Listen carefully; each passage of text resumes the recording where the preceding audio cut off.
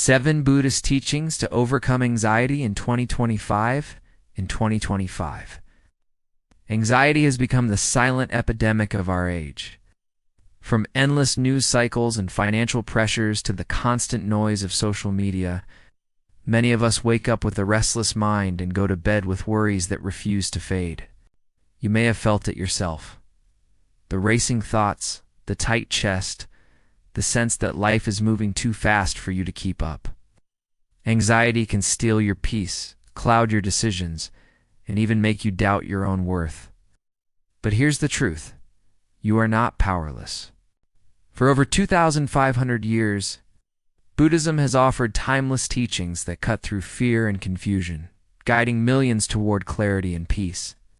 Unlike quick fixes, these teachings help us transform the very roots of anxiety, so we no longer feel trapped in its grip. Today, we will explore 7 Buddhist teachings to overcome anxiety in 2025 practical wisdom that you can apply right now in your daily life. Stay with me until the end, because these teachings may completely shift the way you see your anxiety and open the door to the calm you've been searching for. Teaching 1. Mindfulness.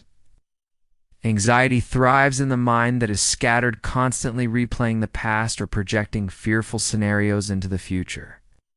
Mindfulness, or Nam, is the Buddhist practice that brings us back to the present moment. It is not about forcing thoughts away, but about observing them with clarity and compassion. When you feel anxiety rising, take a single conscious breath. Notice the air entering your lungs. Notice the pause. Notice the release. In that one mindful breath, you are no longer trapped in the storm of what-ifs. Instead, you anchor yourself in what is real, this moment, this body, this breath. Even if the mind continues to wander, returning again and again to the breath is like returning to a safe harbor. Buddha taught that mindfulness is the direct path to liberation because it reveals reality as it is, without distortion.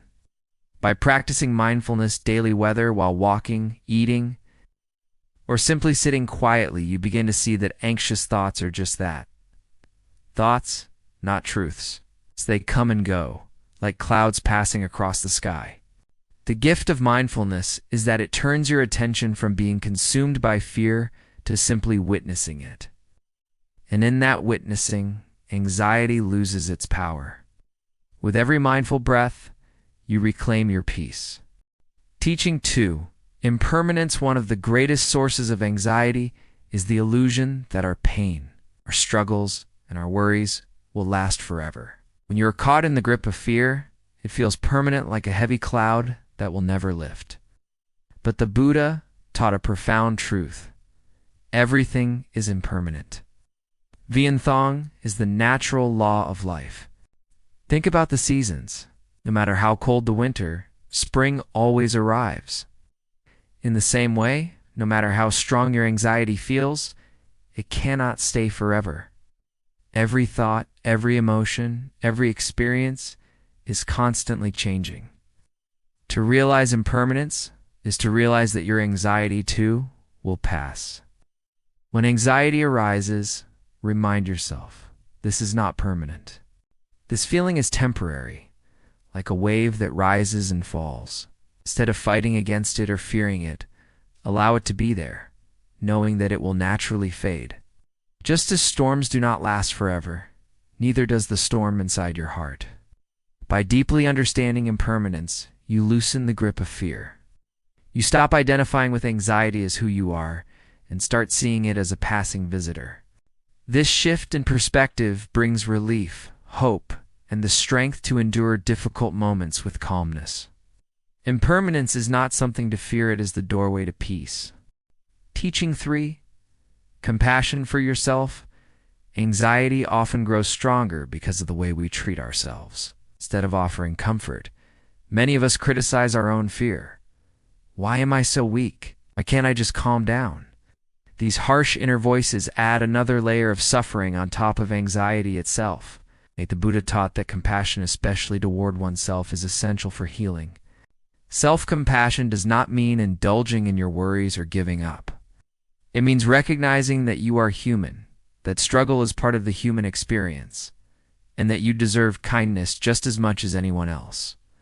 When anxiety arises, try placing your hand gently on your chest and whispering to yourself, "It's okay. I am safe. I will get through this." These simple words can soften the tension that anxiety creates. Compassion also means giving yourself permission to rest. Instead of pushing harder when your body and mind are overwhelmed, allow moments of quiet, of breathing, of simply being. Remember, the Buddha emphasized that loving kindness, metta, begins within. Only when you care for yourself can you truly extend care to others. Over time, self-compassion changes the inner dialogue of your mind. Instead of anxiety being met with resistance and judgment, it is met with patience and understanding. Gone, and in that gentle space, anxiety begins to loosen its hold. Treat yourself with the same kindness you would offer a dear friend. That is the heart of compassion and the path to true healing. Teaching for non-attachment at the root of much of our anxiety is attachment that clinging to outcomes, possessions, or identities that we fear losing. We worry about success, about what others think of us, about whether things will go the way we hope. This grasping creates tension in the mind, because reality rarely bends to our desires. The Buddha taught that freedom comes from non-attachment. Bungax does not mean indifference or apathy. It means learning to hold life lightly, without being enslaved by the need for control. When you practice non-attachment, you recognize that your happiness is not dependent on everything turning out exactly as you planned. For example, imagine preparing for an important meeting or exam. Attachment makes you anxious. I must succeed, or I will fail in life. Non-attachment shifts the perspective. I will do my best, but my worth does not depend on this one outcome. This change dissolves much of the pressure and anxiety. Non-attachment also applies to anxious thoughts themselves. Instead of clinging to them, you let them come and go, like leaves drifting down a river. You watch, but you do not hold on. By loosening your grip, you make space for peace. Anxiety thrives in the clenched fist of control, but it cannot survive in an open hand. Teaching 5 right understanding anxiety often overwhelms us because we misunderstand what it truly is. We see it as a permanent enemy, a sign that something is terribly wrong with us. But Buddhism teaches right understanding, the wisdom of seeing things as they really are. With right understanding, we begin to see that anxiety is not who we are. It is not our identity, nor a curse we must carry forever. Anxiety is simply a pattern of thoughts and sensations, a natural response of the body and mind when faced with uncertainty. Just as clouds pass through the sky without staining it, anxiety passes through the mind without defining it. This shift in perspective is powerful. Instead of fighting or fearing anxiety, we recognize it as a messenger. It signals that we are clinging, resisting, or misunderstanding something about our situation. By looking closely with right understanding, we can ask, what is my anxiety trying to teach me? Am I attaching too tightly to an outcome? Am I resisting change? When we stop labeling anxiety as bad or dangerous, we reduce its grip. It becomes something to observe, to learn from, and to eventually release. Right understanding transforms anxiety from a terrifying storm into an opportunity for insight and growth. The Buddha's wisdom shows us that the way we perceive shapes our reality. By cultivating right understanding, we reclaim our clarity and see anxiety not as an enemy, but as a teacher guiding us back to peace.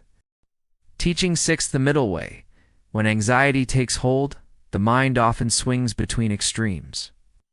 At one moment, we obsess over every possible outcome, spiraling into endless what-ifs. At another moment, we try to suppress our feelings, pretending everything is fine while turmoil grows inside. Both extremes, overindulgence and fear, and complete denial, only feed anxiety further. The Buddha offered a timeless solution: the middle way. This teaching invites us to step away from extremes and find balance. Instead of drowning in anxious thoughts or pushing them away, we meet them with awareness and equanimity. We acknowledge, yes, this fear is here, but we also remind ourselves, this fear is not all of me. The middle way teaches us moderation in all aspects of life. In work, it means striving diligently without burning ourselves out. In relationships, it means caring deeply without clinging to control. In our inner world, it means allowing emotions to arise while not letting them dictate every choice we make. Walking the middle way doesn't mean we never feel anxiety again. It means we no longer let anxiety control us.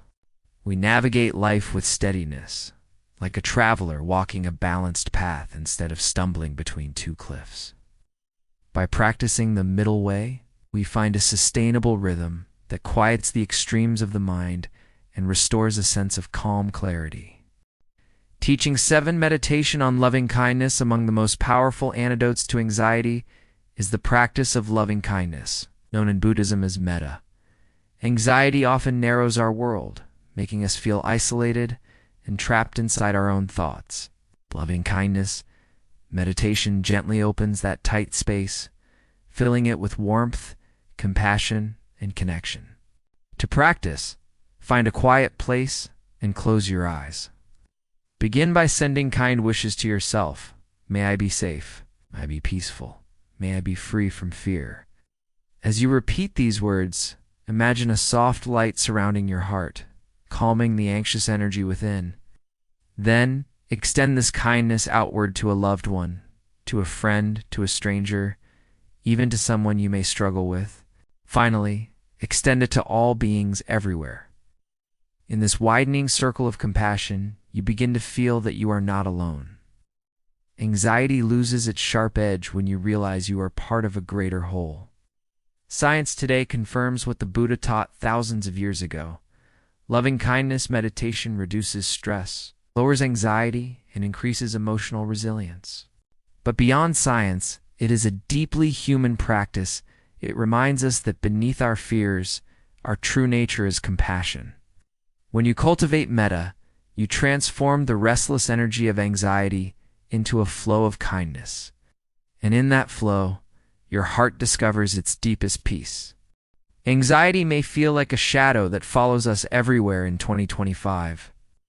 But Buddhism reminds us that even the heaviest shadows can dissolve when touched by the light of wisdom.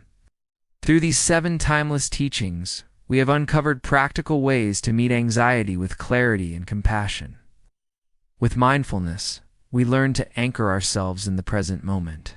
Through impermanence, we understand that anxiety, like all things, will eventually pass. By practicing compassion for yourself, we soften the inner voice that adds suffering to suffering.